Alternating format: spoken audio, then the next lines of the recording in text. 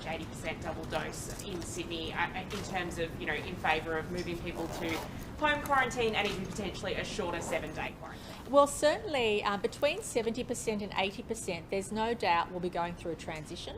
And I think there is an argument for us to consider very closely what quarantine for returning Australians who are fully vaccinated looks like.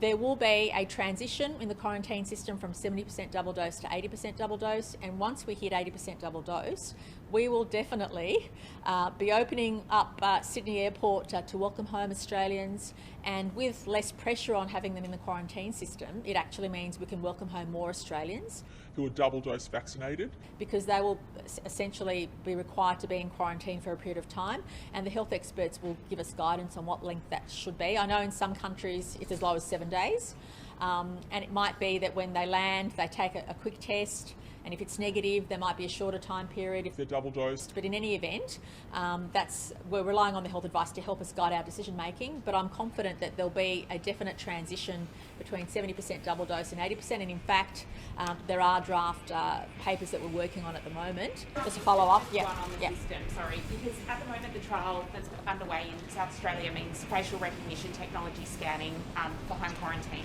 Are you comfortable with that technology in terms of safety and security? Well, we were really interested in the South Australian model, and we've actually looked at how that works.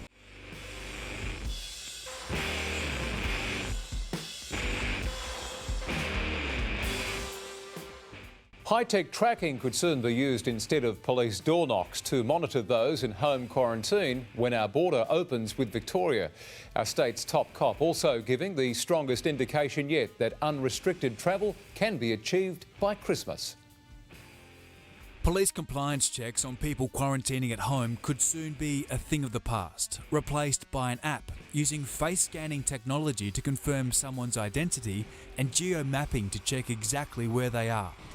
And I know that we have the various technology platforms available, but it also does require people to give up a little bit of privacy if that's the way they want to do it. So we are considering all those issues, and it might come down to if you're prepared to give up a little bit of privacy.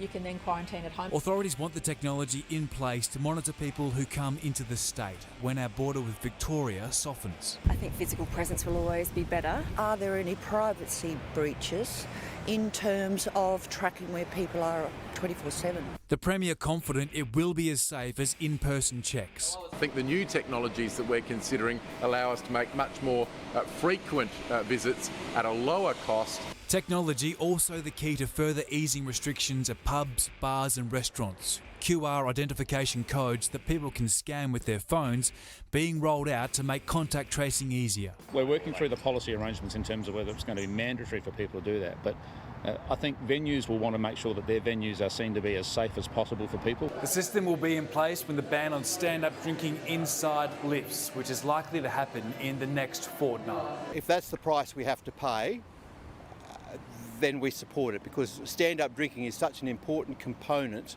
of the viability of the hospitality industry.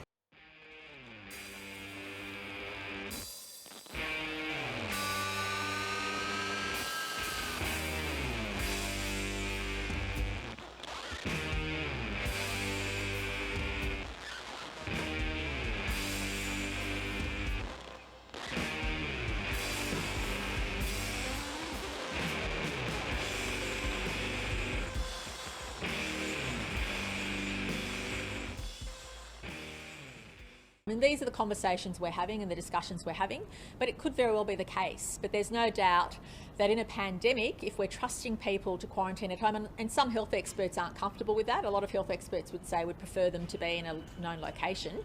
But if they've been vaccinated with a credible vaccine which is has high efficacy, and they can be monitored whilst they're at home, there's opportunities for us to move to that model between 70 and 80% double dose.